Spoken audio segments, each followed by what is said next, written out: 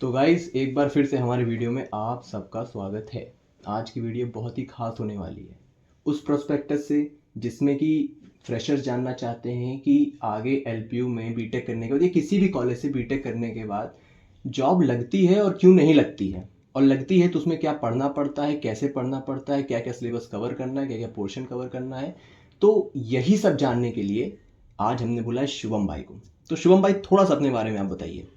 जैसे कि मेरा नाम शुभम अरमान है और मैं एलपीयू से मास्टर्स एज एमसीए कर रहा हूँ। और अभी करेंटली मेरे पास 3 कंपनीज़ हैं, मतलब कि मैं अभी 3 कंपनीज़ में प्लेसमेंट हो गया मेरा, जो कि है LTI Mindtree, Accenture and Capgemini.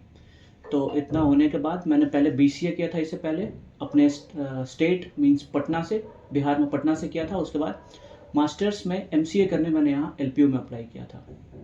तो ये मेरा एक शॉर्ट इंट्रोडक्शन है। तो शिवम भाई, जैसा कि मैं भी यूपी से हूँ और आप बिहार से हो, तो थोड़ा एक लैंग्वेज बैरियर आ जाता है इंग्लिश हिंदी का। तो उसमें कितनी प्रॉब्लम हुई है आपको कि यहाँ पे जो भी हम लोग इंटरव्यूज़ में बैठते हैं वहाँ पे बोला जाता है कि आप इंग्लिश में ही बोलिए, फोर्स किया जाता है, और कंपनीज भी चाहती हैं कि आपकी कम्युनिकेशन स्किल एक लेवल पे हो। तो कितना फेस करना पड़ता है ये चैलेंज?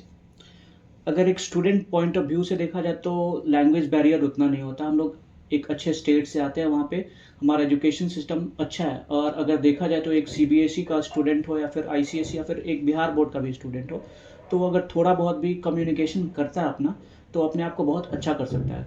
यहाँ पे क्राउड बहुत ज़्यादा है, तो इंसान को भीड़ से नहीं डरना, बस अपना 110% देना है और देखना है कि वो क्या आगे कर सकता है इम्प्रूवमेंट। एक प्लेसमेंट ड्राइव में बैठना, दूसरे में बैठना, अपने कमियों को निकालना है और उसके बाद उसमें जो अच्छा कर सकते हैं हम लोग उसको करके और प्लेसमेंट ले लेना है। तो लैंग्वेज बैरियर से डरना एकदम नहीं है, कभी हेजिटेट नहीं होना, और जो भी बोलना है एकदम खुल के बोलना है, ताकि अगर कुछ मिस्टेक होता है तो इंसान उससे सीखे, ना कि हेजिटेशन से उससे दब के वहाँ पे बोले ही ना। जैसा कि हम भी शुरू शुरू में आए थे तो क्लास के सामने खड़े होकर यहाँ काफ़ी प्रेजेंटेशन देनी पड़ती है हम लोगों को, और शुभम भाई तो काफ़ी, मैं कहूँगा कि काफ़ी हिम्मती आदमी, ये तो ऑडिटोरियम में खड़े होकर सबके सामने भी बोल देते हैं और हम लोग इतना नहीं कर पाते हैं। तो कहीं ना कहीं शुभम भाई हेजिटेशन तो होती ही है, और उसको दूर करने के लिए आपको फ्रंट पे आना ही पड़ेगा। नहीं आओगे आप तो ये मिस्टेक होगी आपकी। हाँ, ऐसा है, स्टार्टिंग में सबको ऐसा होता है, मेरे साथ भी स्टार्टिंग में ऐसा था। बट क्या करना है कि हमारा इंग्लिश इंग्लिश का फ्लुएंसी उतना अच्छा नहीं होता, तो हम लोग क्या करना है, इंग्लिश मूवीज़ देखना है, सबटाइटल्स को रीड करना है, अपने प्रोनाउंसिएशन में जो मिस्टेक्स होते हैं उनको सही करना है। लाइक जो फंबलिंग होता है, like when we are speaking, what are the mistakes that we are doing in our while speaking, तो उन चीज़ों को अपने आप में वो खामियों को निकालना है।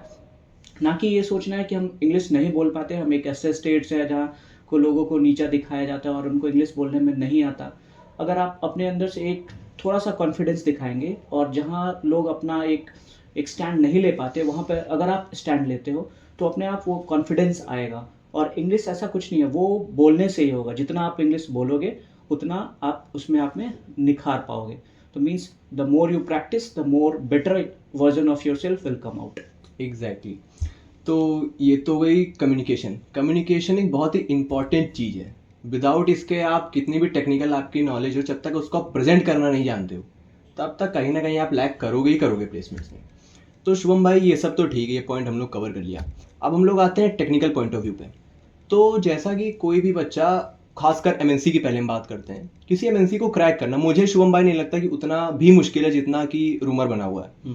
ठीक है, तो क्या क्या पढ़ना चाहिए कि एक एमएनसी के लिए हम लोग तैयार हो जाएं? एक एमएनसी में जाने के लिए, या फिर सबसे पहले तो हम लोग को ये, अगर कोई कंपनी आती है हमारे लिए, तो ये देखना नहीं है कि दैट इट इज़ एमएनसी और it is normal Indian company और ऐसा कुछ। बस ये देखना है कि हमारे पास एक टारगेट है और उस टारगेट को हम लोग को अचीव करना है। तो उसमें 2-3 चीज़ों को हमेशा ध्यान रखना है। Like aptitude is one of the most important thing, क्योंकि जितने भी अच्छे कंपनीज आई हैं, अगर वो पहला राउंड अगर उनका हुआ है तो वो है एप्टीट्यूड। अगर जितना अच्छा आप एप्टीट्यूड में करोगे, रीजनिंग। हाँ, एप्टीट्यूड एंड रीजनिंग, ये दोनों चीज़, ये से बहुत सारे क्वेश्चन आते हैं पहले राउंड में। उसके बाद आते हैं कोडिंग राउंड। तो जब आप पहले सेमेस्टर से पढ़ रहे हो तो आपके पास बहुत सारे लैंग्वेज आएंगी, जैसे C++, पाइथन, HTML, CSS। लेकिन हर एक लैंग्वेज में आप देखोगे कि लॉजिक सेम होते हैं। लाइक अगर आप सी में एक फॉर लूप का क्वेश्चन लिखते हो 1 से 10 तक प्रिंट करने का, या पाइथन में लिख रहे हो, लॉजिक सेम होगा, बट सिंटेक्स डिफरेंट डिफरेंट होगे। तो जब आपके पास 6 महीने या 4 महीने का जब सेमेस्टर है आपके पास, आप क्या करो, लॉजिक बिल्ड करने का रोज कम से कम एक कोड जरूर करो। ऐसा नहीं है कि आप दिन भर बैठ के कोड करो, बट दिन में आप एक कोड जरूर करो और आप वो कंसिस्टेंसी अपने अंदर रखो ताकि आगे चल के आपको वो बेनिफिट करे। तो प्लेसमेंट में मेरे लिए दो चीज़ बहुत ज़्यादा फायदेमंद था, that I always use to solve aptitude question and second the coding problem, जो कि मैं हैकर रैंक और लीड कोड पे क्वेश्चन सोल्व करता था और उससे मुझे बहुत बेनिफिट मिला। तो शुभम भाई काफ़ी हार्ड वर्किंग है और उनका डेडिकेशन एक कमाल के लेवल का है, क्योंकि हम लोग तो भटक जाते हैं, बट मैं पहले दिन से देख रहा हूँ इनको, ये कंसिस्टेंट लगे हुए हैं। तो शुभम भाई जैसे एक डीएसए का भी एक रूमर बना हुआ है कि डीएसए कर लोगे तो प्लेसमेंट हो जाएगी, ये वो, तो डीएसए कितना करना चाहिए, किस लेवल पे करना चाहिए, और एमएनसीज में डीएसए का क्या सीन रहता है? जैसे कि एमएनसी आगे चल के दो पार्ट में डिवाइड होता है, एक सर्विस बेस्ड और एक प्रोडक्ट बेस्ड। तो जैसे कि हम दोनों अभी एक एलपीयू में भी पढ़ रहे हैं, तो यहाँ प्रोडक्ट बेस्ड कंपनी ना के बराबर है, अगर आती भी है तो वो बस वो बीटेक के लिए हमारे लिए नहीं आती। तो हम मेनली फोकस हम लोग को करना है सर्विस बेस्ड कंपनी में, और सर्विस बेस्ड कंपनी में कोडिंग का जो क्वेश्चन होता है वो डीएसए से आता ही नहीं है। डी अगर कोडिंग राउंड देखा जाए जो कि सेकंड या थर्ड राउंड होता है, तो उसमें मेनली तीन चीज़ पर फोकस करते हैं वो लोग। एक स्ट्रिंग मैनिपुलेशन, मतलब स्ट्रिंग से जितने रिलेटेड क्वेश्चन आएंगे वो, दूसरा एरे, और तीसरा थोड़ा बहुत फॉर लूप से और लॉजिक बिल्डिंग से। अगर आपका एरे बहुत अच्छा है और आप लॉजिक बिल्डिंग अच्छा कर लेते हो, मेनली बस एरे का मैं बोल रहा हूँ, एरे और दूसरा स्ट्रिंग, अगर ये दोनों में आप बहुत अच्छे हो तो आप कोडिंग राउंड एकदम आराम से निकाल सकते हो। मीन्स आपके लिए बहुत आसान होगा ये दोनों कोडिंग राउंड इसके लिए। ये तो बहुत सही बात कही है। और अगर आपको थोड़ी बहुत भी प्रोग्रामिंग आती, थोड़ी बहुत, मतलब थोड़ी बहुत, तो टेस्ट केस का क्या है, वो तो पास हो जाने हैं, उसकी कोई दिक्कत नहीं है। हाँ, लेकिन आना चाहिए, कैसे कोड वर्क करता है वो आना चाहिए। तो शुभम भाई जैसे सबसे अच्छा एक्सपीरियंस आपका किस में रहा, एक्सेंचर, कैपजेमिनी या माइंडट्री? देखा जाए तो तीनों कंपनीज में सबसे अच्छा एक्सपीरियंस मेरा रहा वो एक्सेंचर और कैपजेमिनी में। एलटीआई माइंडट्री का क्या था, वो सारे एग्जाम घर से ले रहे थे और इंटरव्यू भी थोड़ा डिफिकल्ट था as compare to Accenture and Capgemini. तो मेरा एक्सपीरियंस जो रहा कि जो कंपटीशन मुझे फेस करने को मिला वो एक्सेंचर और कैपजेमिनी में मिली था। तो मेरे लिए सीखने के लिए और अपना कुछ जो मेरे अंदर नहीं था उसको अपग्रेड करने के लिए मुझे सीखने को मिला वो एक्सेंचर और कैपजेमिनी में था। तो एक्सेंचर में जैसे क्या पूछा गया? लाइक एक्सेंचर का पहला राउंड था हमारा वो एप्टीट्यूड का। तो वहाँ पे एक चीज़ मैंने हमेशा मेरे से गलती क्या हो गया था एक्सेंचर के टाइम पे, like when I went to the examination hall I carry my like Aadhaar card, and Aadhaar card was not like mandatory they are asking for PAN card. They were asking for PAN card, और उस time पे मेरे पास pan card था ही नहीं। और उस time पे मुझे बोला गया that you are not eligible for the examination and you can not sit in the examination. और वहाँ से मैंने दौड़ के वापस अपने रूम आया, मेरा रूम वहाँ से 1.5 किलोमीटर था, तो मेरे लिए आसान था। But consider a person who is not having pan card और उसका रूम वहाँ से 10 किलोमीटर है, 12 किलोमीटर है। तो हमेशा जब भी आप एमएनसी में जाओ तो आधार कार्ड एज वेल एज पास ये पैन कार्ड आप हमेशा अपने पास रखो। तो ये मेरा एक मिस्टेक था जो मैंने सीखा। अब मैं जब भी कोई भी प्लेसमेंट में बैठता हूँ तो मैं ये दोनों डॉक्यूमेंट लेके ज़रूर बैठता हूँ। पैन कार्ड तो बहुत ज़रूरी, खासकर एमएनसीज के लिए, चाहे वो टीसीएस हो, चाहे वो एक्सेंचर हो, चाहे कैपजेमिनी हो, पैन कार्ड होना चाहिए। आधार कहीं नहीं भी मांगते हैं, चल जाता है। तो शुभम भाई जैसे कोडिंग राउंड ख़त्म हो गया, वो तो निकल गया होगा वहाँ बहुत आराम से, मैं जानता हूँ। तो इंटरव्यू जैसे शुरू हुआ तो रिज्यूम का वेटेज क्या रहता है इंटरव्यू में? अगर देखा जाए तो इन दोनों और तीनों कंपनीज में रेज्यूमे उतना मायने नहीं था। वो बस देख रहे थे कि आपका कॉन्फिडेंस कितना है, आप इंग्लिश बोल पाते हो या नहीं, आप जो क्वेश्चन वो पूछ रहे हैं वो अच्छे से आप सुन रहे हो और उसके बाद आप रिएक्ट कर रहे हो या नहीं। ऐसा नहीं कि वो क्वेश्चन कर रहा है और उसके बीच में आप आंसर देना स्टार्ट कर दे रहे हो। क्वेश्चन उतने टफ नहीं थे। एलटीआई माइंडट्री का पैकेज उतना अच्छा नहीं था, बट उनका जो क्वेश्चन था वो बहुत ज़्यादा टफ था। जैसा कि सेकंड क्वेश्चन था कि डीएसए कितना इंपॉर्टेंट है, तो कोडिंग राउंड में तो डीएसए कुछ था ही नहीं। बट जब इंटरव्यू स्टार्ट हुआ तो उसमें मेरा एक्सपेक्टेशन था कि मिडिल लेवल तक क्वेश्चन आएंगे, like easy to middle level. But जो क्वेश्चन थे वो more than like high level थे। क्वेश्चन जैसे थे कि like if you are going to drop a egg from 24 building, you have to find that from which building it will going to be cracked. Problem solving. हाँ, problem solving. तो ऐसे question ना ही Capgemini में आए थे और ना ही Accenture में आए थे। और एलटीआई माइंडट्री से तो मेरा कुछ उतना एक्सपेक्टेशन भी नहीं था, like they are going to ask these types of question. तो क्वेश्चन थोड़ा इससे रिलेटेड था। और जैसा कि डीएसए था, तो डीएसए में आपको लिंक लिस्ट, स्टैक, क्यू, कम से कम आपको इसका थ्योरी और लॉजिक अच्छे से आना चाहिए। इसका आप लोग नोट्स बना लीजिए। डीएसए में एरे, स्ट्रिंग और लिंक लिस्ट ये तो आने ही चाहिए। ये तो आनी चाहिए। इसके बाद अगर आप कुछ पढ़ना चाहते हो बट हमें लगता है शुभम भाई कि इतना जिसको आता है वो प्लेसमेंट निकाले, कोई आराम दिक्कत से। नहीं, क्योंकि लॉजिक ही इतना बिल्ड हो जाता है। अब हम लोग आते हैं जो छोटी स्टार्टअप्स आती हैं, यहाँ पे जो स्टार्टअप्स आती हैं भले वो 3.5 का पैकेज दें, 4 का पैकेज दें, उन्हें चाहिए होता है डीएसए। तो शुभम भाई इस बारे में क्या कहना है? जैसे कि मेरे एज माय एक्सपीरियंस मेरे पास लाइक एक और दो कंपनी का ऑप्शन आया था, like I can set for them, but मैंने अप्लाई ही नहीं किया। बट मेरे एक दोस्त ने उसमें अप्लाई किया और वो डीएसए में कोडिंग रिलेटेड क्वेश्चन ना के बराबर, उसमें भी कोडिंग रिलेटेड क्वेश्चन वही स्ट्रिंग, एरे मैनिपुलेशन और थोड़ा बहुत फॉर लूप व्हाइल लूप से क्वेश्चन आते थे।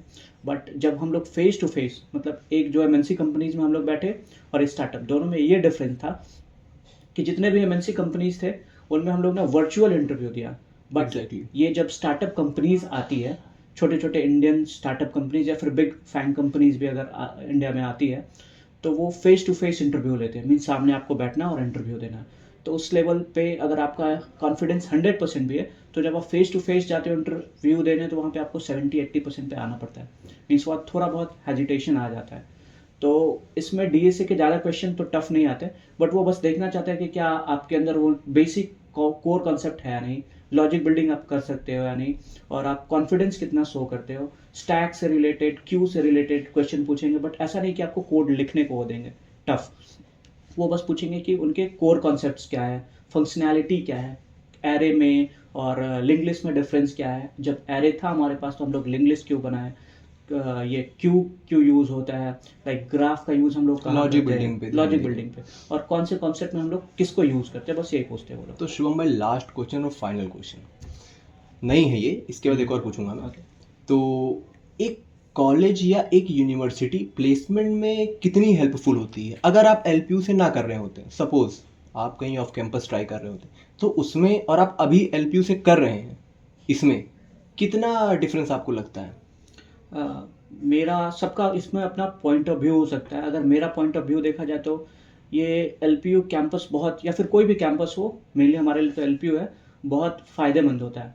अगर एक अच्छी कंपनीज में आपको फेस टू फेस बैठने के लिए अगर ईजिली आपको मिल जाता है, उससे ज़्यादा इंसान को कुछ नहीं चाहिए। Exactly. Like Capgemini, Accenture, TCS, ये सब में अगर बैठना है तो कोई मेहनत नहीं करना था।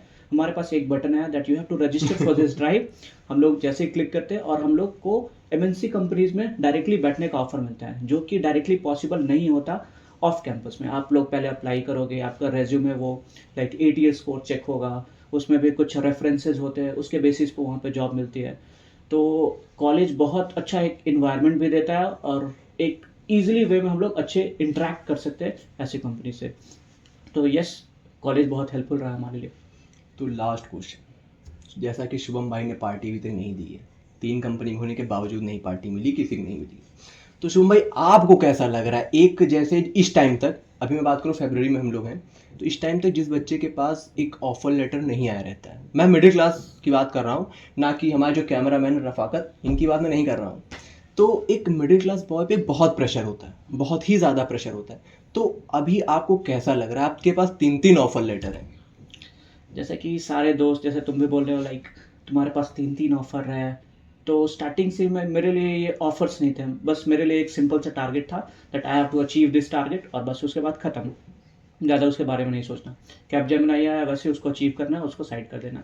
तो ये बस छोटे छोटे टारगेट लेके चलना। अगर इंसान अभी से ही सोचने लगे that I have achieve so much और मेरे पास बहुत ज़्यादा लाइक ग्रोथ आ गया है, तो इंसान आगे कुछ नहीं कर सकता। तो मेरा भी माइंडसेट कुछ ऐसा ही है। बस ये 3 कंपनीज हो गई, इसमें से कोई एक सेलेक्ट करना है।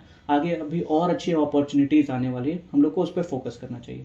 तो ऐसा कुछ नहीं है, मैं अपने साइड से एकदम नॉर्मल, ऐसा कुछ मेरे अंदर खास नहीं। देखा बस जैसे ठीक कि है। इन्होंने पार्टी के लिए बहुत ही शालीनता से मना किया।